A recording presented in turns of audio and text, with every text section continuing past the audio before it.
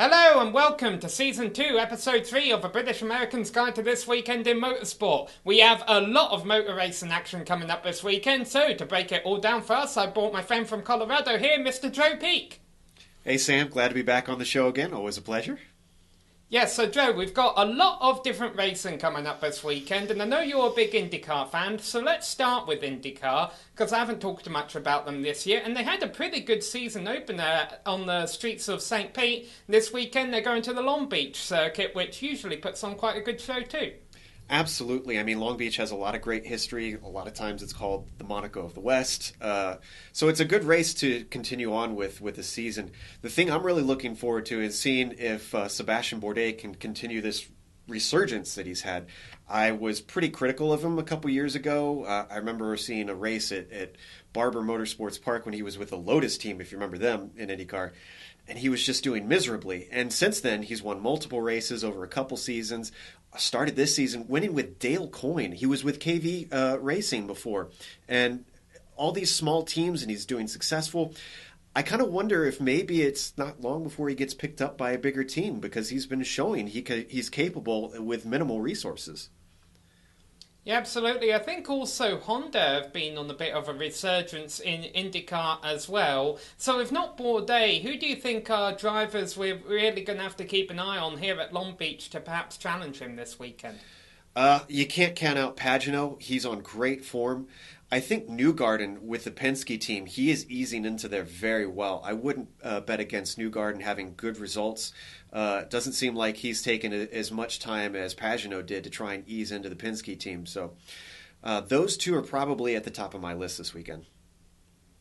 So the IndyCar season opener, obviously with a driver coming from the back of the field to win it, Joe, that's a good race. That shows that you truly do have a competitive series, which of course is something another open wheel series, namely Formula One, tends to struggle with occasionally. Vettel won the Australian Grand Prix, but there was criticisms in that Mercedes still have a lot of pace and they're a team that usually get the job done as the season goes on, and also the fact that there were really only 2 official passes during the Grand Prix. Do you think we still have a good F1 package for 2017? I agree with a lot of people that we really can't tell just from Australia. China's going to be a good test for that. However, what we saw in Australia is pretty telling on its own, to be honest. That was pretty miserable, and you and I have talked about this a lot, and you've heard me be very vocal and critical of this new formula with the downforce. As soon as I heard that they were doing that, I knew that this is the results that we were going to see. We already know this. This is kind of a duh to me. But I know there's different wants. Different fans watch F1 for different reasons. Some like the technology and they want to see that. They don't really care if there's a bunch of side-by-side racing. Or for others, the fact that the passes are more rare make them more special. For me, I think there's a balance that you need to find in that. And we were talking about IndyCar a bit ago. IndyCar, before they introduced the body kits, had a great balance of that. There was a fair bit of downforce on them, but they had great door-to-door not door-to-door, side-by-side racing, you know what I mean, in them. And I know that Braun has even mentioned that he's going to look to IndyCar to see how they have done it. Yeah, that's one thing I am optimistic for F1's future for, is the fact that they have Ross Brawn up there helping them out now, just because he is so knowledgeable about these cars, what makes them go, how they pass and all that.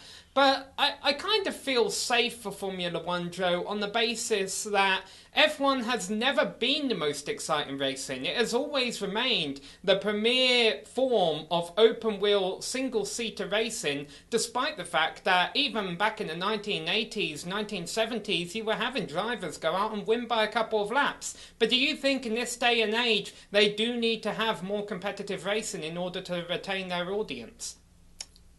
I honestly think yes, they do. Times change and you have to adapt with the times. I'm not saying that we need to make this a very ADHD sort of series where we have to have our attention constantly. But at least some intrigue and some variance in the races would be nice. Yeah, we had bigger gaps back then, but back then it was also a lot harder to follow a race, and they were very unpredictable. Cars would fall out with engine troubles, all kinds of problems that would cut the racing short for even a strong team. So you never know if you'd get a good finish. Nowadays, the reliability is so good. it's you tend to get a lot more consistent finishes. We've seen that with Mercedes. They had a few interesting cases where they lost out because of reliability, but that really is what spiced up the championship. So I would say maybe cut down on the downforce to try and help with that and get a little bit more unpredictable races, but not with gimmicks, not with things like DRS. Okay, now one quick rule I think that could help change things up in open wheel racing, in particular F1. Do you think the name Sebastian should be abolished? Because in Formula WTF1.co.uk pointed this out. And the WRC, the World Rally Championship, Formula One, IndyCar and Formula E all had their season openers won by a guy named Sebastian. Now in Formula E, that guy was Sebastian Buemi, who won the opening 3 races on the trot, but not the last race at Mexico City, Joe, and it was quite amazing to see how Lucas di Grassi got that victory. Oh, wow. I was just so thrilled to watch that race. I'm a big fan of Formula E already. But that was a stunner. It was a bit chaotic. It was a little bit messy, but I think they came out of it well. We still saw some impressive stuff, both out of Degrassi taking that win using strategy. I loved hearing the commentators call it a Hail Mary. That was a pretty apt description. But also, there was a move by Sam Bird around the outside in the final stages coming into, I think it was turn 2, that I was clapping and cheering.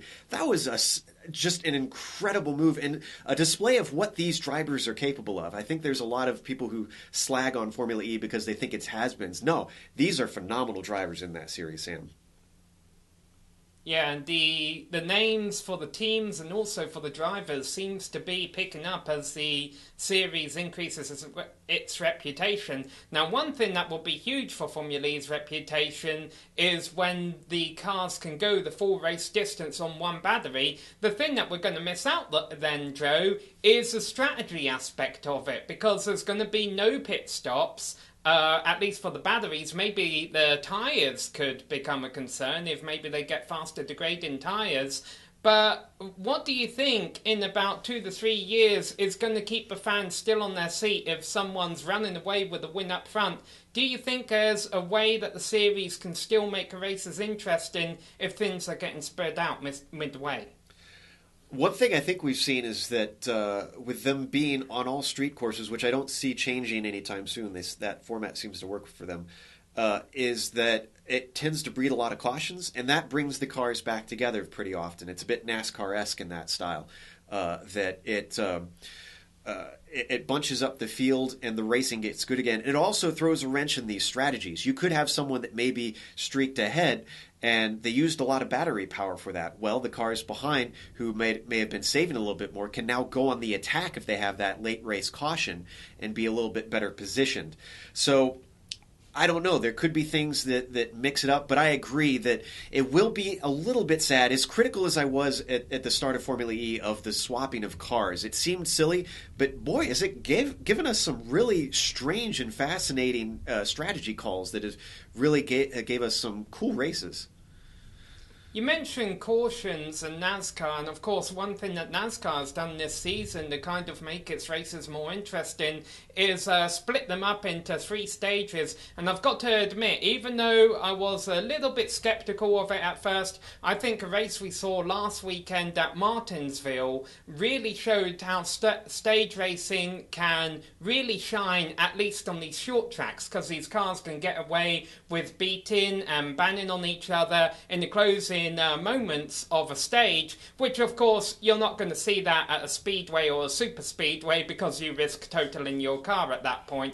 Joe, I'm curious, have you been watching the NASCAR series this season, and what do you think of these stage races? I've been keeping up with the race highlights and kind of reading how the races have been going, and I was like you, I'm very curious how the stage racing was going to play out.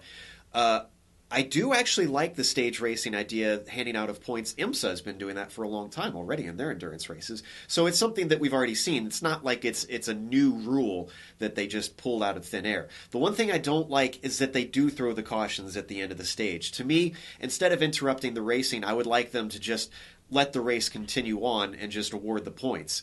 They've already got enough cautions to keep things bunched together throughout the race, but we're still only a few races into the season, so let's give it a little bit more time and see how it plays out. Like you said, it seems to be working at the small tracks.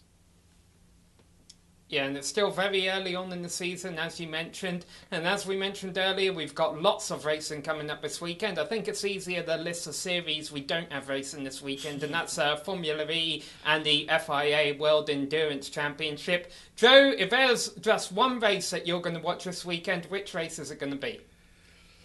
Probably IndyCar. I grew up with IndyCar. I'll always be a loyal fan. I got it out through the division days, and they've come back together, and I think I've been rewarded with great racing, and I expect a great race at a classic track. Yeah, and I'm looking forward to the IndyCar race too. It's always fun to see those open wheel cars race on that street circuit. The IMSA WeatherTech Sports Car Championship is going to be there as well, so hopefully they'll put on a nice show over there in California. Well, thanks for talking to us, Joe. We hope you enjoy all the racing this weekend. Thanks. I look forward to coming on again sometime soon.